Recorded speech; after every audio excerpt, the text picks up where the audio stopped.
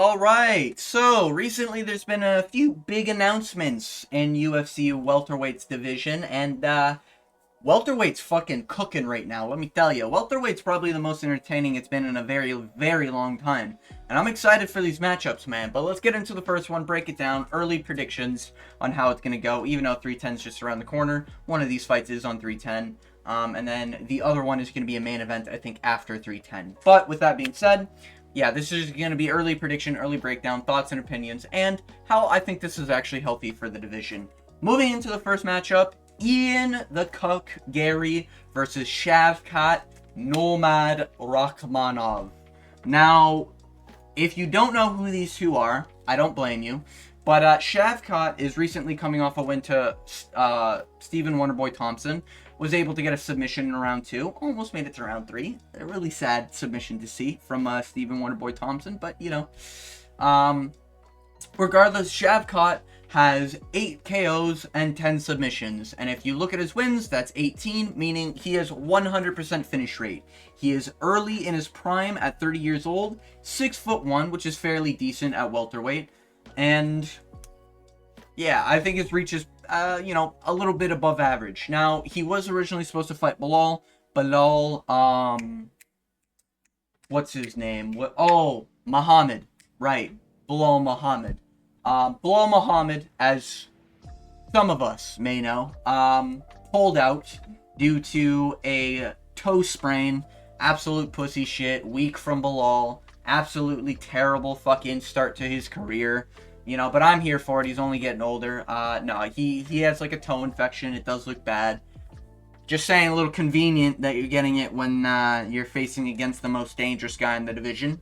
Just saying, little convenient there, Bilal. Little convenient, but it is what it is.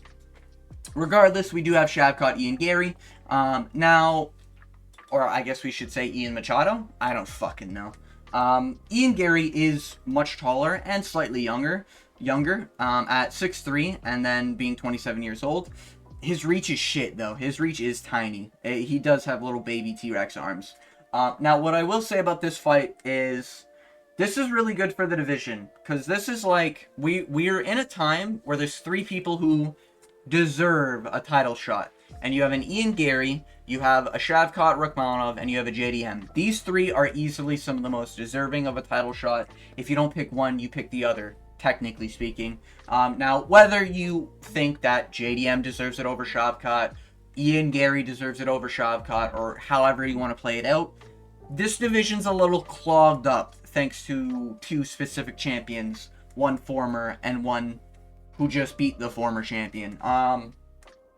Who only fight once a year, you know, unfortunately. But the division is clogged up now, and so we do have some fights to get out of the way, and it seems like JDM could technically get the next, depending how healthy Bilal is, JDM could be getting the next title shot over Shavkat.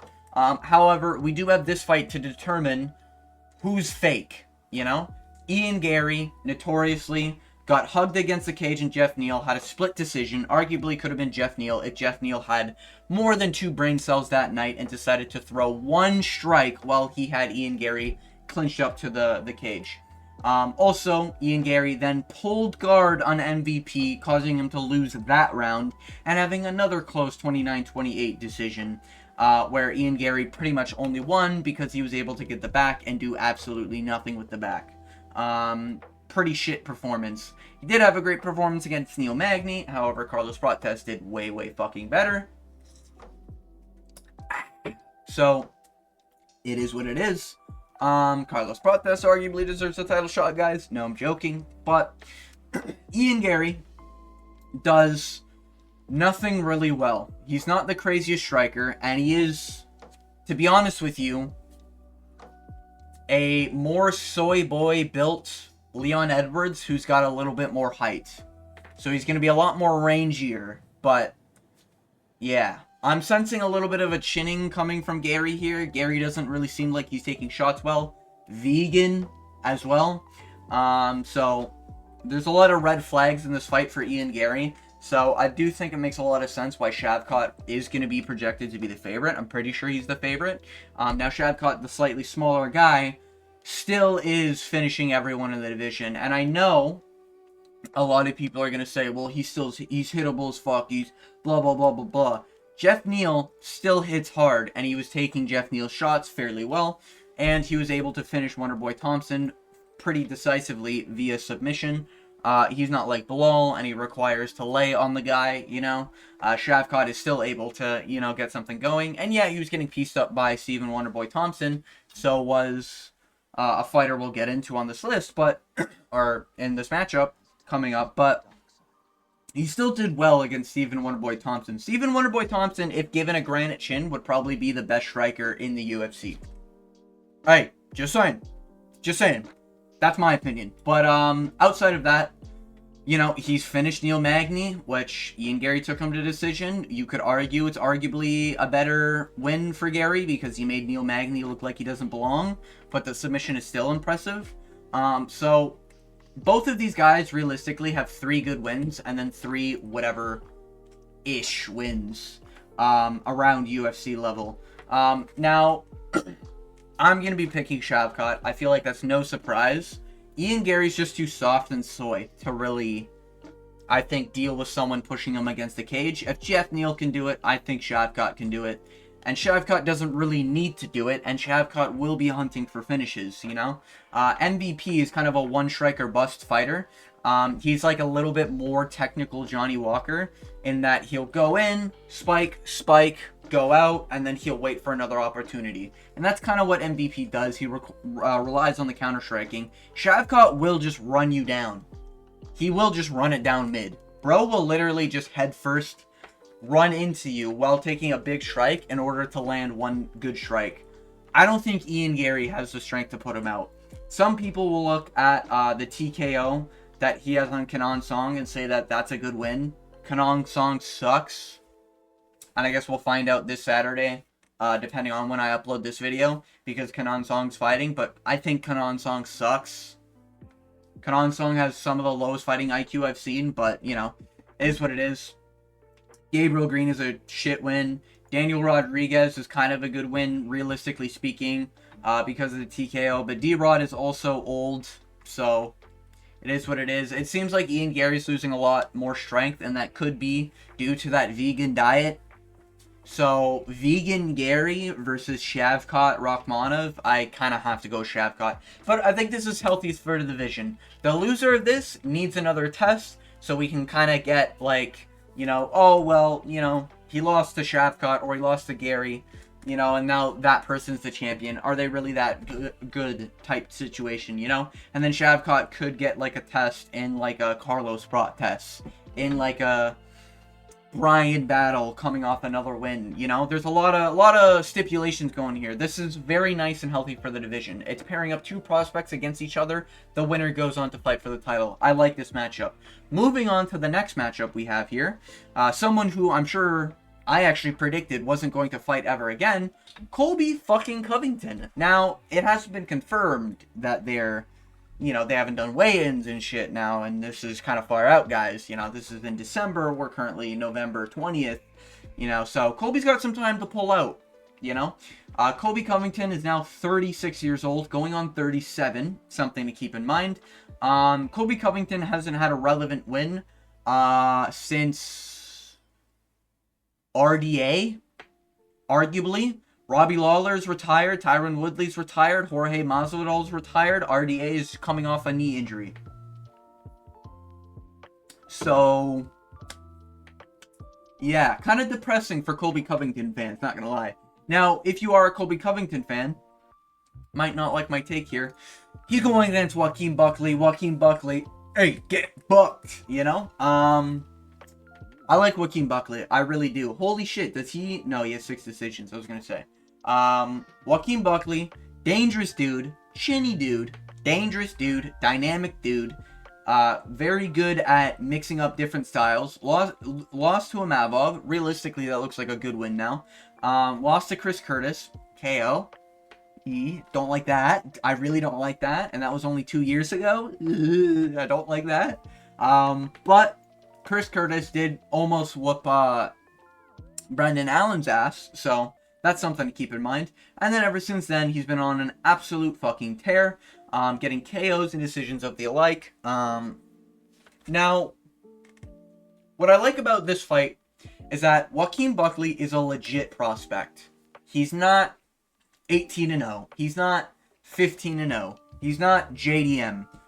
He's not Carlos Prates. But he's been around for a little bit, and he's picked up a couple good wins, and he's young, you know? He's 30 years old, just entering prime, has had some pretty good performances showcasing a variety of different skills, like against a Ruziboev, you know? You like to see the wrestling from a Oev, you know? Oov, you know? That type of, you know, name is kind of a good sense if you can out wrestle him. That's good for the future. You know, beating Alex Morono by decision kind of is worrying. But to be fair, he did look good in that fight. Vicente Luque just had brain melting. Beating Wonderboy Thompson is kind of like where this win really picks up steam. KOing Wonderboy, that was a crazy KO. I will say Joaquin definitely lost round 1 and 2, though. He was getting his absolute face teed off on. But Wonderboy is one of the best strikers in the UFC. Colby Covington is not the best striker in the UFC. Far from it. He's got little pitter-patter shots. And he's almost 37. I'm trusting Joaquin Buckley to get it done. I probably think this will go to decision. I think Colby will stall this fight out. I think he's going to be a lot smarter now. And he's going to try to Marab his way. Shoot takedowns. Shit like that. I think Joaquin Buckley is also just really big. This I think is a mismatch for Colby Covington. Unironically, Colby should have taken Ian Gary. If you don't know, they had like a little back and forth. Colby should have taken Ian Gary. That's a much more winnable matchup than this is. This is a fighter who arguably could be at lightweight, fighting at welterweight, against a fighter who has competed at middleweight and looked pretty decent at, like, pretty yoked at middleweight, competing at welterweight, you know? So this could be the case where, you know, Colby Covington's argument, you should be fighting at natural weight classes and not, you know, draining yourself. This could be where this backfires on Joaquin Buckley, but I really do think Joaquin Buckley is the style to get this done. Hits hard as fuck.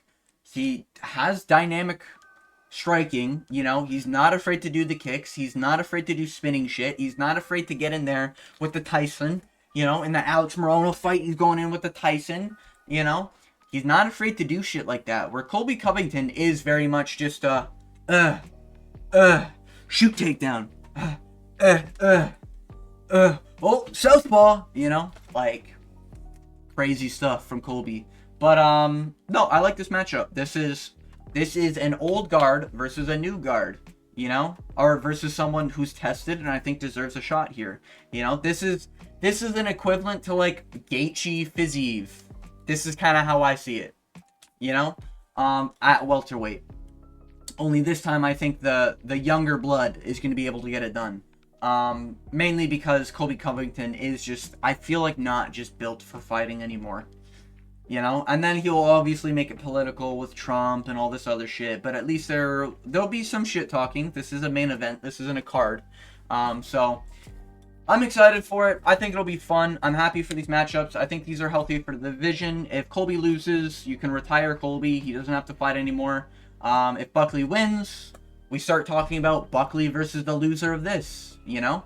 We start talking about Buckley versus a Carlos Prates. We start looking at like a Buckley versus top 5 JDM, you know? We start looking at these big matchups. I like this. I really do like this. I think it's great for the divisions. I think it's healthy for the divisions. I'm happy UFC is growing some brain cells. Now, is this the best case matchups? Probably not. But they're good matchups nonetheless. And I think we got to be grateful for what we're getting now, you know? At least Colby Covington is fighting, you know? It's not like Colby just sitting out doing absolutely fuck all for 3 years, claiming that he deserves another title shot. Just saying. But yeah, with all that being said, I want to thank you for watching. If you don't know me, I do daily uploads. I stream relatively daily, most of the time. You know, I've been doing it. I'm on a little bit of a streak right now, but you know, don't wanna jinx it, I guess. But yeah, I do daily uploads. You know, come to the streams if you have disagreements, completely fair disagreements. I have no problem discussing. But with all that being said, I want to thank you for watching, and as always, I hope you have a good day.